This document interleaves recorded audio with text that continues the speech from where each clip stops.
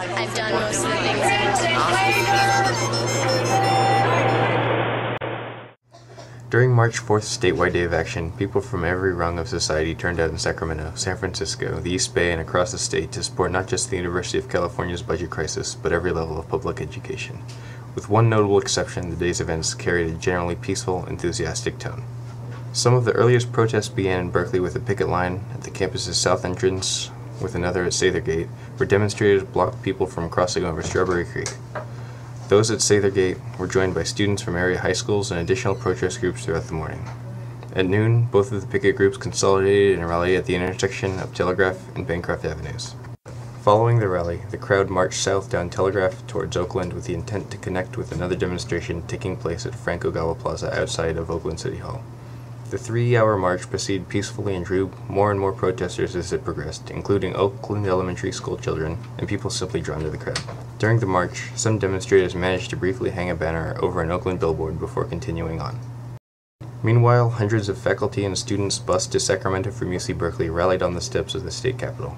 Speakers from the campus and California higher education communities gave speeches that called for state budget reform and the funding of public education, among other things.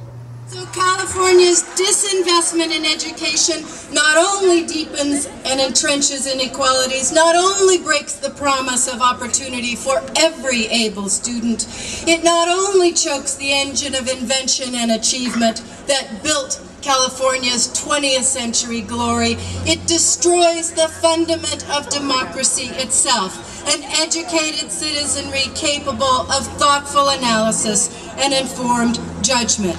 We must remember that education is not only what lifts people from poverty, equalizes opportunity, reduces crime and violence, builds bright individual and collective futures, but makes democracy real. I mean, it's great that it's a statewide day of action, and it's good to show people demonstrating in all sorts of different places. But I thought that it's really important to take this question to the heart of power, the place where a lot of the key decisions about funding are made or not made, where we're not actually making the commitments or taking the decisions or making the hard choices that the future requires. Why now? Because the recession has really thrown into relief what has been a long-term disinvestment by the state in the university and in other parts of our education system. And I mean, when you hike student fees the way we have, and you know that it's necessary, then you know that we have a really big problem. And that's why now. We wanted to come to Sacramento because for this whole year we've been involved in demonstrations and activity, and we wanted to be kind of at the heart of the problem, so to speak. Consistently we've heard the theme of, why don't you take your problems to Sacramento and the decision makers there who are divesting in public education. This is like one of those those events that has been building up all year long, but it's also to kickstart a very long struggle to defend public education.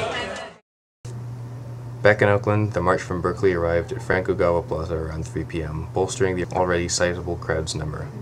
For an hour, student and community leaders spoke in support of public education before the rally drew to a close and dispersed.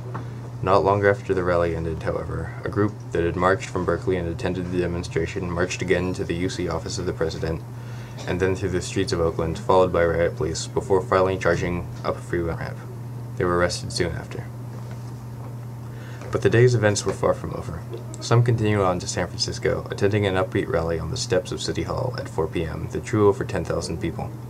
Later, an impromptu march from the Civic Center and up Market Street zigzagged through the city to an exuberant chant of words that had been repeated throughout the day. No cuts, no fees, education should be free.